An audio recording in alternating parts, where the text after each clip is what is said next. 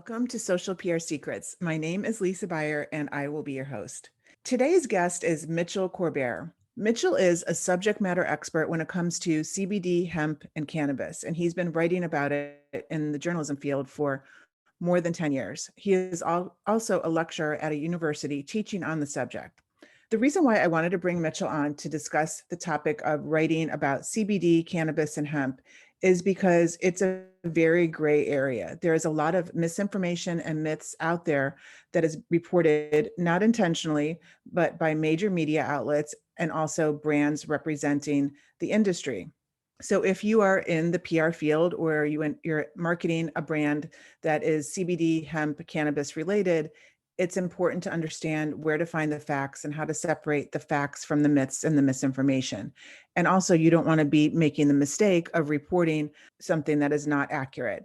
So Mitchell is here to help guide us through this subject and also talk about some tips and tricks if you are pitching the media and also some writing tips. So he is a wealth of information. Welcome, Mitchell.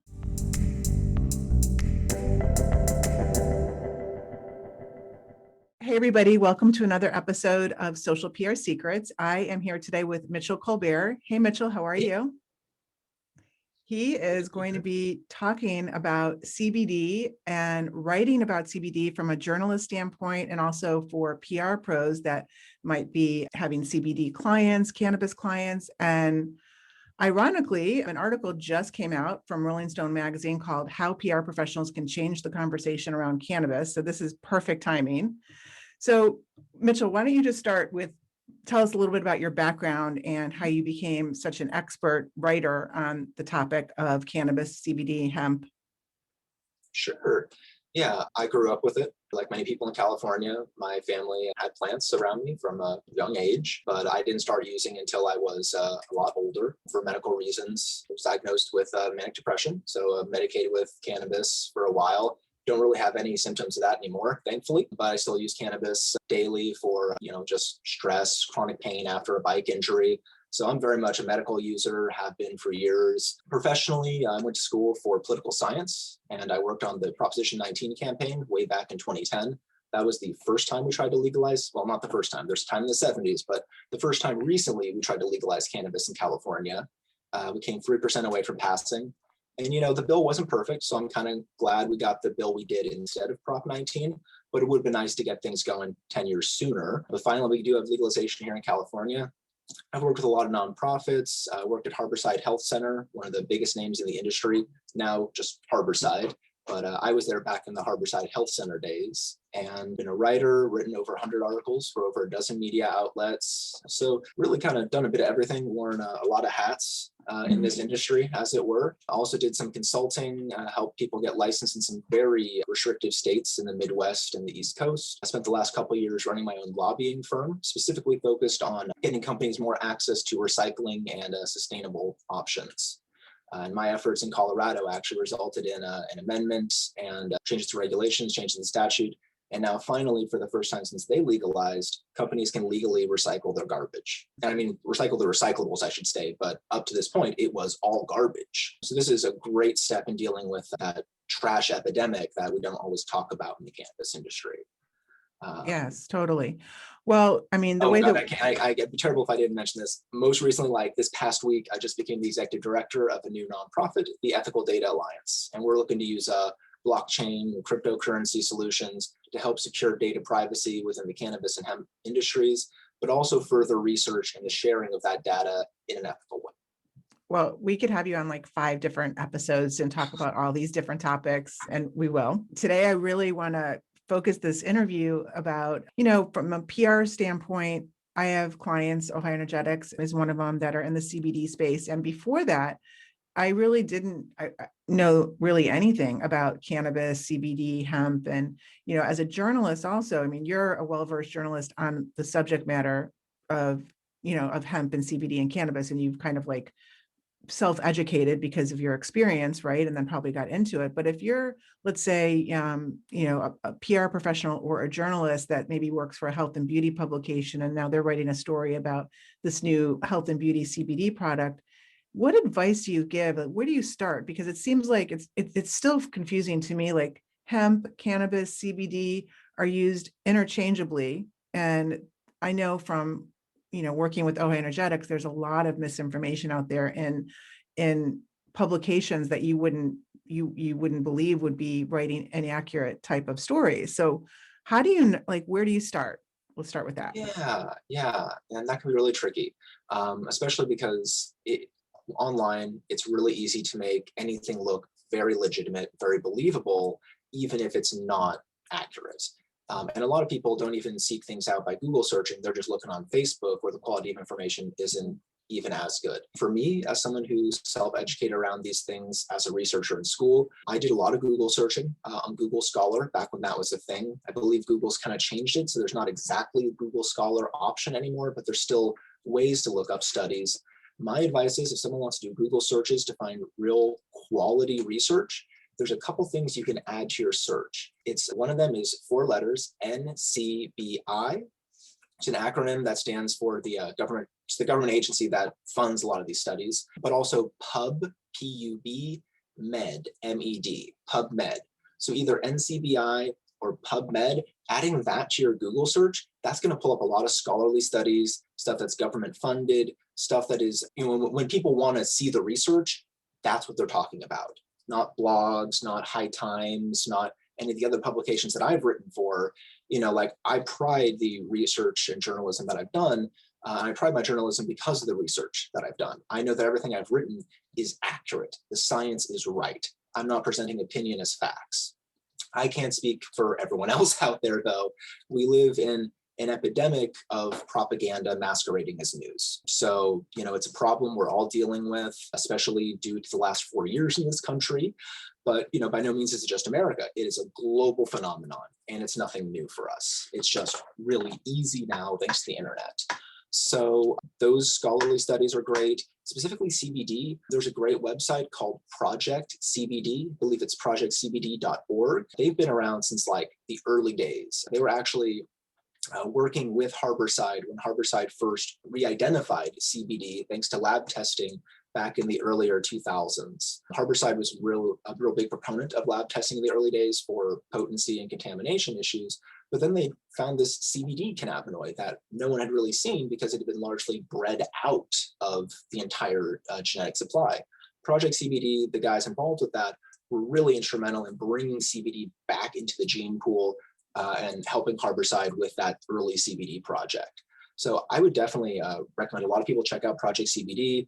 Great research there, really scientific quality research there. Let's see. Can you also kind of just the ABCs of CBD, just break down some of the terminology, like CBD, absolutely. hemp, cannabis? Yeah, so breaking down the biggest difference, everyone needs to know what separates hemp from cannabis. So cannabis, that's your species name, but also it's another word for marijuana. That's the high THC stuff. When we say high THC, that means a federal cutoff of 0.3%. If it is above 0.3% THC by dry weight, that's now cannabis. That's not hemp anymore. So that's legally what separates hemp from cannabis. There's a lot of misinformation out there about, hemp, it's all male plants. It's not true. You can have more males in hemp because you're not growing for that cannabinoid content, but it's not desirable because then you're going to have your female plants producing seeds. Unless seeds are your goal, you really don't need male plants around, even if you're growing hemp. There's another myth that, hemp's just for fiber. Well, yeah, it used to be largely for fiber, but also for seeds. Hemp was always grown for a bunch of reasons. That's why there's such a huge amount of genetic diversity, even on the hemp side of things. With cannabis, I heard something like there's over 3,000 strains or cultivars out there. With hemp, I don't know the exact numbers, but it's very diverse. And let's see. So CBD, that is, by weight, one of your most 2 common cannabinoids. THC is, generally speaking, your most common one. CBD is also very common. They both start as a different cannabinoid, CBG, and CBG, when combined with the right synthase, a THC synthase or a CBD synthase or a CBC synthase, CBG can become 3 different cannabinoids. So THC, very common. That's what has that euphoric effect. CBD, no euphoric effect at all. And I make the distinction on euphoria, not psychoactivity, because technically speaking, everything is psychoactive. Coffee is psychoactive. If it affects your mind, it's psychoactive. So really what people are talking about there is euphoria. Does it make you feel giggly? So Does it give you I that think that's where the misconception comes in a lot of, if you're not living in the state of California, where maybe people aren't as educated on the differences that we're talking about right now, but everybody assumes, a lot of people assume that CBD is in the same category as marijuana, and that it has the same type of like high effect, which it doesn't.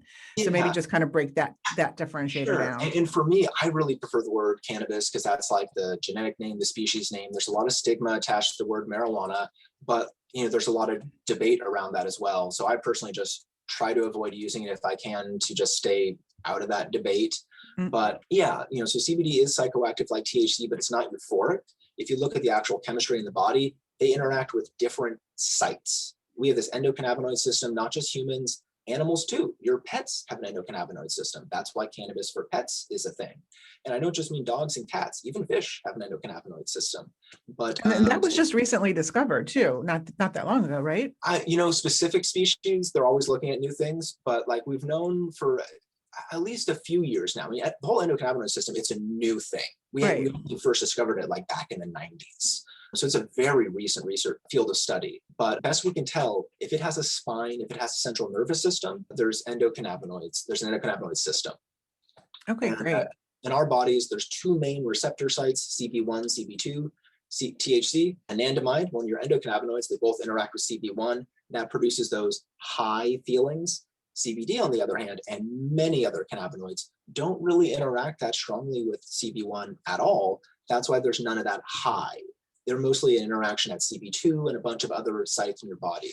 Like CBD is actually amazing because it has more interactions with these non-cannabinoid sites than the cannabinoid system. It interacts with the pain signaling channels in your body. That's why it has a really interesting mechanic to deal with pain. THC also has a really cool way of dealing with pain. And the great thing about both those cannabinoids is they work in different ways. I know it's hard for companies to talk about this stuff because like the FDA makes things very difficult. There's very specific ways companies have to talk about the medical effects, or I guess I should say not the medical effects, because you can't make medical claims about CBD. It's a really frustrating situation actually, because it'd be great if companies could talk more about these medical benefits in an honest way with their customers, but the federal government is being very restrictive. And those warning letters are no joke. Yeah. And I mean, we've talked about that too, but just having a client in the CBD industry and then having to pitch the different stories to the media. I mean, some of the media won't even, they won't touch a story centered around CBD because it just falls into the same category as far as they are concerned about, then you can't really advertise. Yeah, it's a drug. So there's a lot of education that is still in its infancy stages, let's say. Mm-hmm. So what's some advice that you can give if you are new, and really pointing to this article, how PR professionals can change the conversation around cannabis? Like, what are some of the things you liked about this article that we can kind of dive into and unpack? Yeah, I really loved, what was his name? I think it was Stu. Yeah, I really love Stu's points in that article. PR professionals can do a whole lot more. He also brings up the really good point about Hollywood, TV, that whole sector of things can do a lot more in how they depict cannabis use in front of big audiences. But that's kind of a separate issue there. In terms of PR professionals, my big advice would be, if you're representing a CBD brand, if you're representing a cannabis brand, recognize that you are an educator and a mediator. You are mediating between that company and the public. That's the PR side of things, but also that company and the media. And that media is an intermediary to reach the public. And it's not just an effort of mediation. You also have to educate them. And that can be very tricky because a lot of these journalists are totally naive to the cannabis industry. I see a lot of things in the media frequently that are shockingly inaccurate. But what is more frustrating for me than things being outright inaccurate is I'll see major media outlets break really big stories, but because they don't know the types of questions to ask, they miss the bigger story within the story.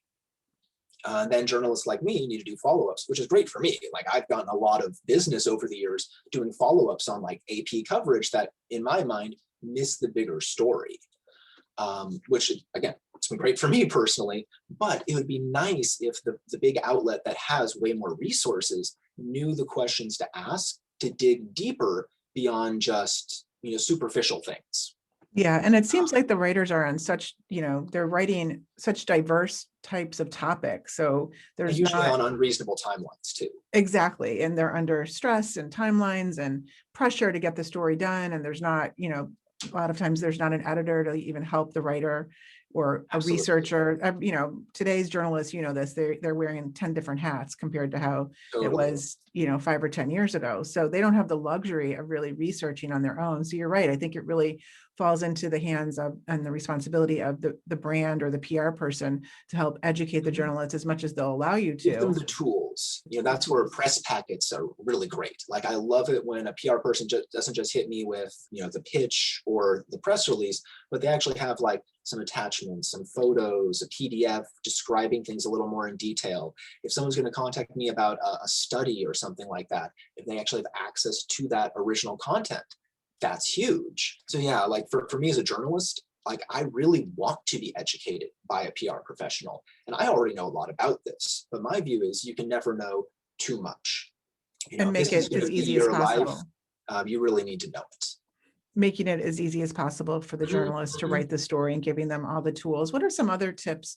Some other, I was just thinking when you were talking, one of the things that I would add to that list would be a fact sheet, whether it's a product fact sheet, Totally. maybe an ingredient fact sheet, a backgrounder, a history. I mean, Yeah. all of that is so, I think, critical to helping the journalist put together their story. Yeah, so here's one example. Like I recently got a pitch from a pre-roll company, or like they're selling papers, for rolling joints. And it didn't mention anything about a study that came out over the summer showing really high levels of heavy metal contamination and pesticide contamination in rolling papers. So I fired back like, hey, I'd be interested to see some samples, but what's your sourcing? Are you familiar with a study that came out? Have your papers been tested? No response. And you should expect though, like you should be familiar with the market enough to know what kind of hard questions you're going to get. Mhm. Because, at least in the cannabis space, you're going to get those hard questions. That's going to happen. Mainstream press, not as much. But those of us in the cannabis space, like myself, who are here for medical reasons, who very much view this as a medicine, we're going to ask those kind of questions about sourcing. Is it organic? When you say organic, is it USDA organic? Are you using organic practices, Dragonfly Earth Medicine certified? What do you mean when you say organic?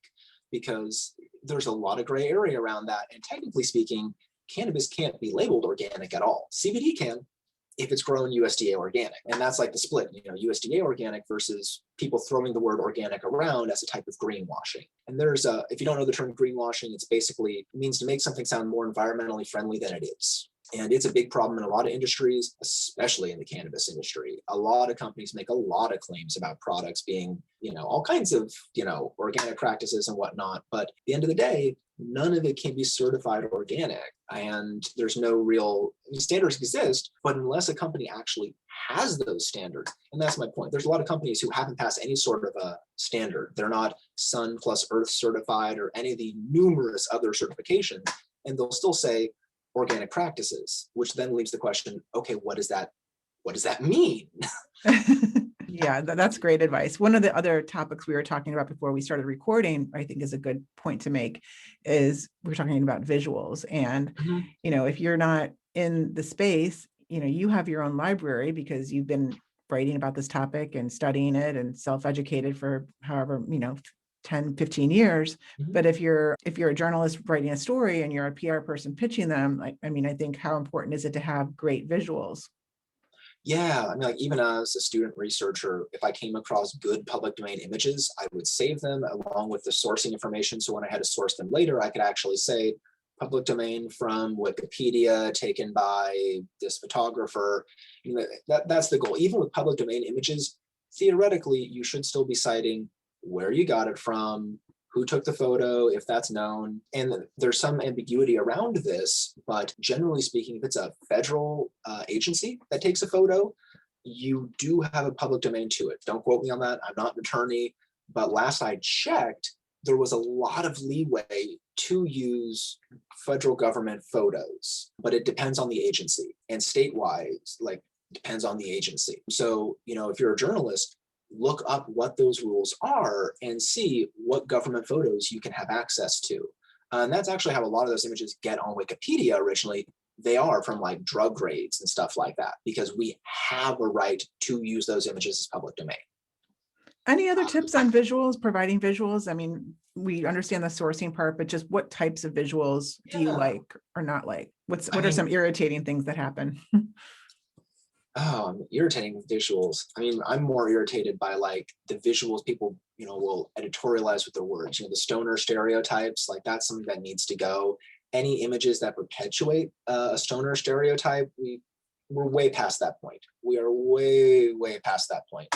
And I mean, I might make a weed pun once in a while, but it's like really tastefully done stuff these days, stuff that I'm hoping the cannabis crowd will joke at with me, but it's like, it is painful to read an article where like every line, every sentence, every paragraph has just one after another joke about, it's a growing problem in our state. It's just, we get it. It's a plant. Mm-hmm. Yeah, that needs to go, and any visuals that would perpetuate that.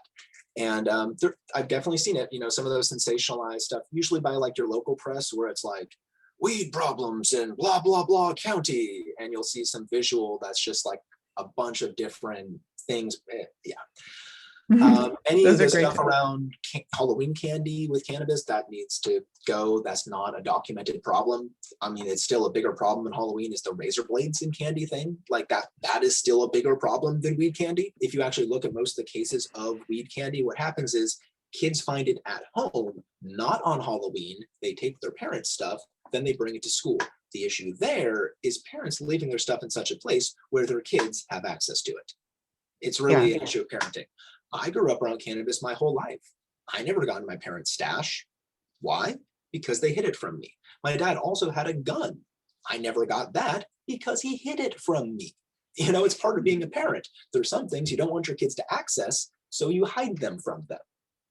Makes total sense. Where do you see the future of cannabis and CBD in the next year, 5 years? Like what can we expect in your opinion? Much more than just CBD. People are already looking at CBG as the next big cannabinoid. Legally speaking, CBG and other minor cannabinoids are actually more legal than CBD because Epidiolex is a drug approved by the FDA.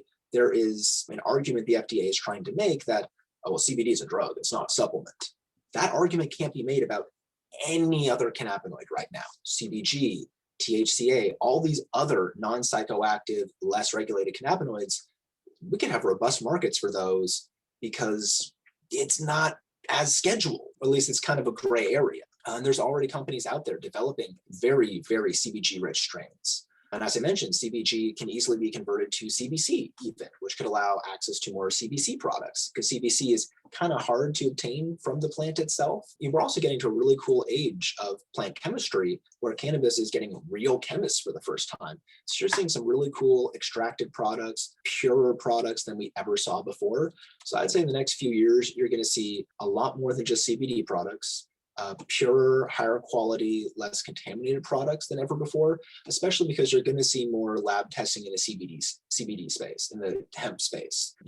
As I understand it right now, most companies, it's kind of an optional thing. There's not a strict requirement like there is with, say, cannabis in California, where there's very strict testing standards. I think you're going to see more testing of hemp products. I think I'd be surprised if we didn't. So overall, from a customer standpoint, cost should go down. Product quality is going to go up, and diversity of products is going to go up in the hemp space, without a doubt. And hopefully information will be more accurate. I would hope so. I mean, right now we're seeing a lot of companies where education is kind of at a core of their brand identity. And if that continues, great, because as we get all these new products, we're going to need more education. We've spent a lot of time educating people on CBD. People are still wrapping their heads around that and still learning. And now we're going to hit them with CBG and CBC and THCV and all these other different cannabinoids out there. It's a lot for folks to take in. So there's a lot of education to be done. Yeah, I'm located in Florida. So here we still have to get the medical marijuana license. That's what they call it. And so my husband and I are actually just in the process of getting it. And it's quite a process, it's not too difficult, but it's interesting because I'm not going to name the place where we went to get the card, but now we're signed up for their newsletter. And it's, Mhm. I mean, I thought it was pretty interesting and informative. And it's, basically, CBD and weight loss, or, all these different topics. Right. And so I forwarded them to Will with OI Energetics. And I'm like, Mhm. hey, what do you think about this? And he's like, completely inaccurate, like so many false statements, like so much misinformation. And I mean, Yeah, here in Florida, like they're the source, like this is like my authoritative source. And, it's not maybe that it's like 100% wrong, but they're swaying you in one direction to think something when it's not absolutely. objective. Well, and there's a tip that I kind of glossed over earlier. If you're reading an article, and this is something I always pay attention to, are they linking to the original source in that newsletter? Like, are they linking to studies or other things that are backing up their claim?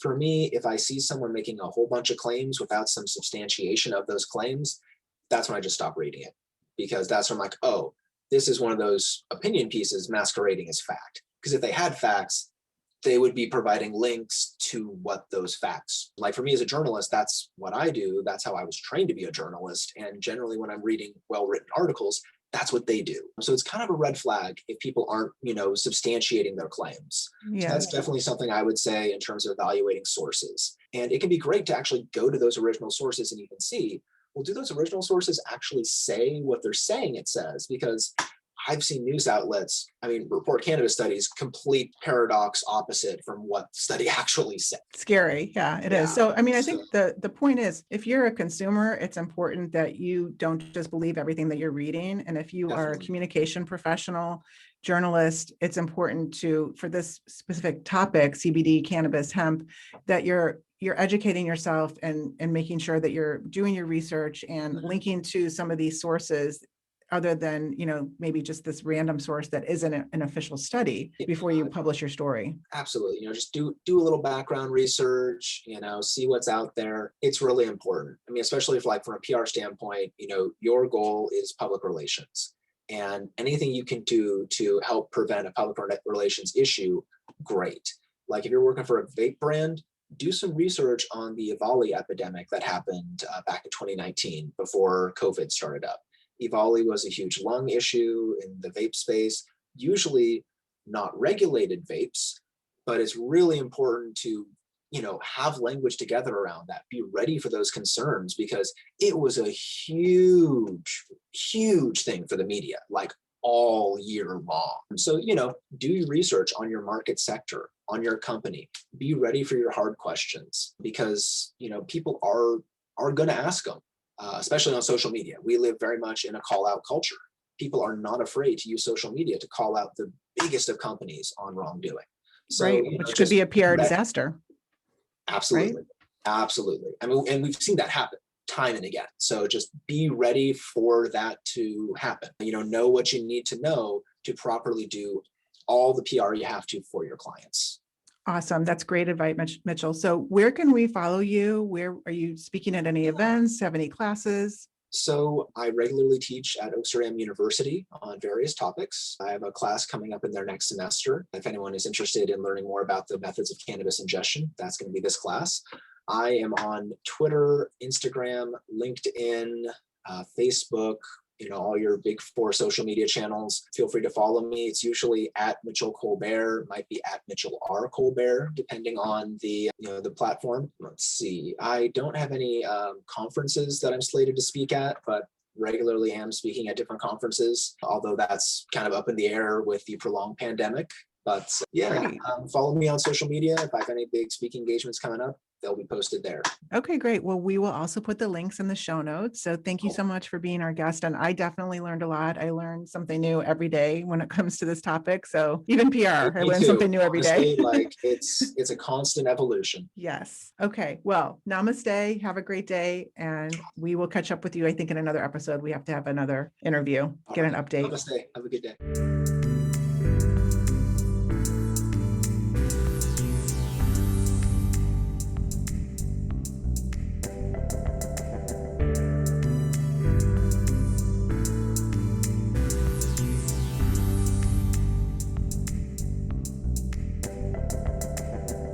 Thank you for listening to this episode of Social PR Secrets. If you like what you heard, check out the book on Amazon or follow our blog at socialprsecrets.com. This episode was sponsored by The Buyer Group, a social PR agency striving to keep our balance in the digital world, practicing public relations, social media, and search marketing, while occasionally drinking a glass of wine or two for the best creativity and results. Thank you all for tuning in. If you would like to get a free chapter of Social PR Secrets, go to socialprsecrets.com/free.